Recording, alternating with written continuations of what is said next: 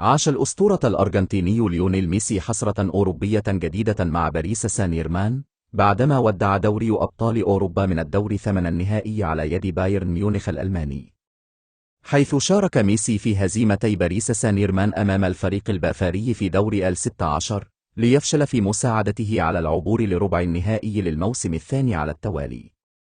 وبمجرد إطلاق صافرة النهاية، اقتحم أحد المشجعين أرض ملعب ليانز أرينا بشكل مفاجئ، حيث اتجه المشجع الشاب صوب ميسي والذي كان يقف في منتصف الملعب قبل أن ينقض عليه أفراد الأمن ويمنعونه من الوصول لميسي. وتعجب ليونيل ميسي من التصرف المفاجئ للمشجع، ليقرر مغادرة الملعب بسرعة لتفادي أي واقعة مشابهة. وغادر ميسي الملعب وهو متأثر بشدة من الخسارة ومن توديع دوري الأبطال.